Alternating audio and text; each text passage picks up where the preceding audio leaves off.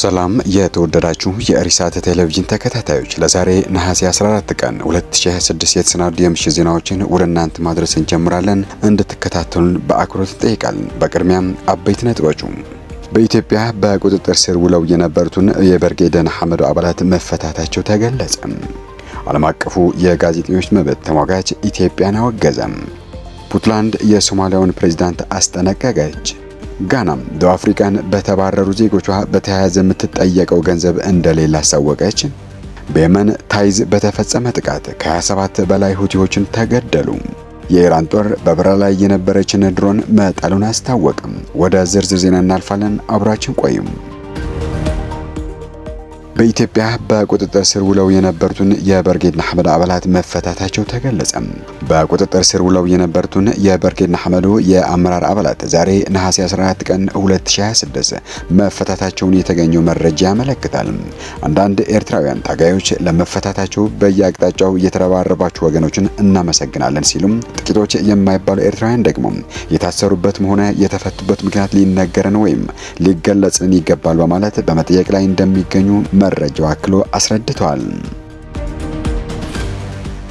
ዓለም አቀፉ የጋዜጠኞች መብት ተሟጋች ኢትዮጵያን አወገዘ። ዓለም አቀፉ የጋዜጠኞች መብት ተሟጋች ሲፒጄ ኢትዮጵያ ውስጥ በእስር ላይ የሚገኙ ጋዜጠኞችን የተከሰሱበት የሽብር ወንጀል አምነው ይቅርታ እንዲጠይቁም ተደርጎባቸዋል ያለውን ግፊት ማውገዙን የዜና አውታሮቹን ዘገባ ያመለክታል።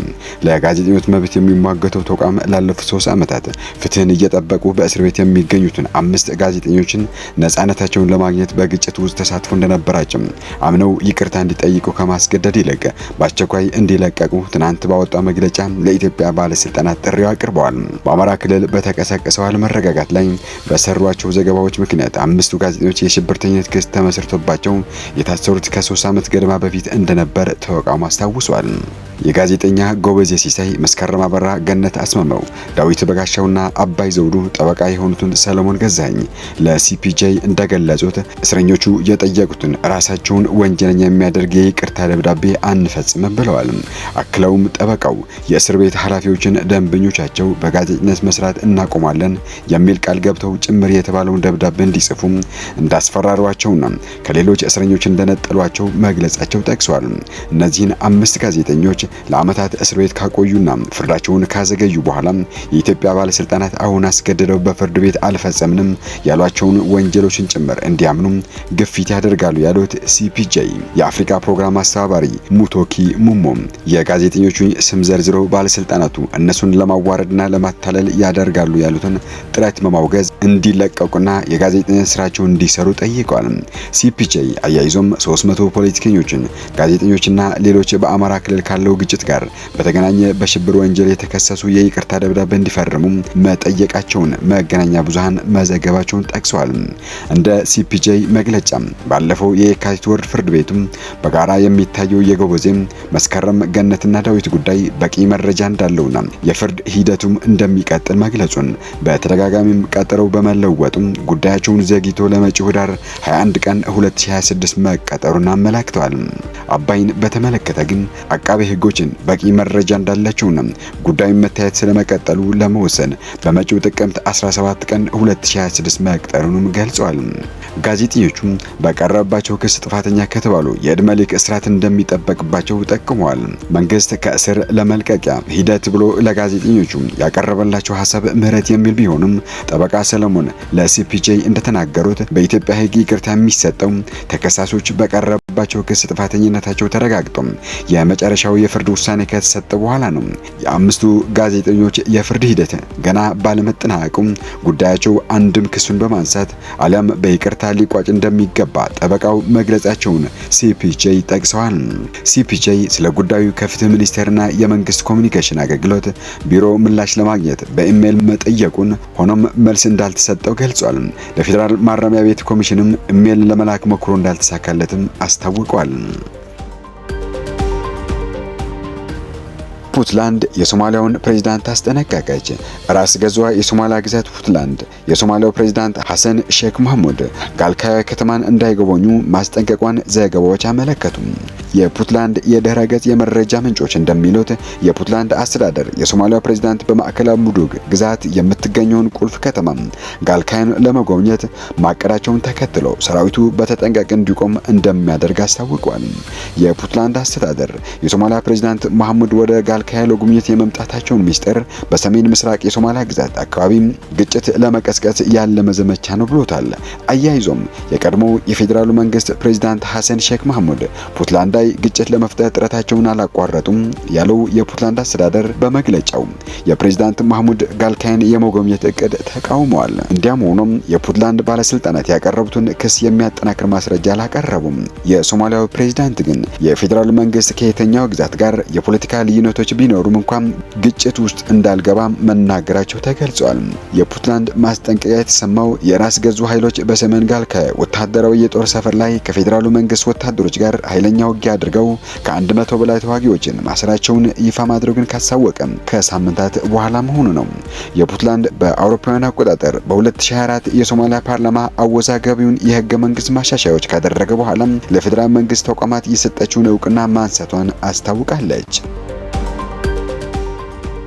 ጋና የደቡብ አፍሪካን በተባረሩ ዜጎቿ በተያያዘ የምትጠየቀው ገንዘብ እንደሌላ አሳወቀች። ከደቡብ አፍሪካ የተባረሩትን ጋናውያን በተመለከተም የምንጠየቀው ገንዘብ የለም ሲል የጋና የውጭ ጉዳይ ሚኒስትር ገለጸ። የጋና የውጭ ጉዳይ ሚኒስትር ዛሬ ባወጣ መግለጫ በቅርቡ መጠጠል በሆነ ጥቃት ከደቡብ አፍሪካ የተመለሱትን ዜጎችን በተመለከተ ማንንም ገንዘብ መጠየቅ እንደማይችል አስታወቀም። ከቀናት በፊት የደቡብ አፍሪካ መንግስት ከሀገሩ ያባረራቸውን የውጭ ሀገር ዜጎች በተመለከተ ያወጣውን የመቆያና የትራንስፖርት ወጪ ከሀገራቸው እንደሚቀበል ማስታወቅ ይታወሳል።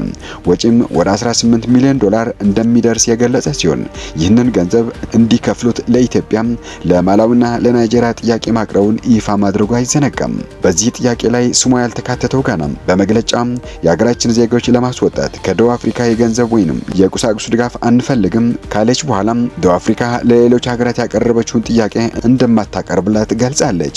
የጋና ውጭ ጉዳይ መስሪያ ቤት በመግለጫ ጋናውያን ወደ ሀገራቸው ለመመለስ የተደረገው እንቅስቃሴ በሙሉ በጋና መንግስትና በአጋሮቿ የተደገፈ መሆኑን አስታውቀው ደቡብ አፍሪካ ምንም የገንዘብ ሆነ የቁሳቁስ ድጋፍ አለማድረጓን አስታውቀዋል።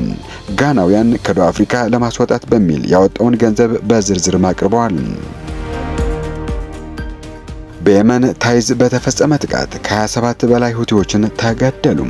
በደቡብ ምዕራብ የየመን ታይዝ ግዛት አልባረህ ግንባር ላይ ላለፉት 3 ቀናት በደረሰ ጥቃት ቢያንስ 27 የሁቲ ተዋጊዎች ተገድለዋል፣ ሌሎች 19 ሰዎች ቆስለዋል ሲል መንግስትን የሚደግፉ ብሔራዊ ተቃዋሚ ኃይሎችን ነሐሴ 14 ቀን አስታወቁ።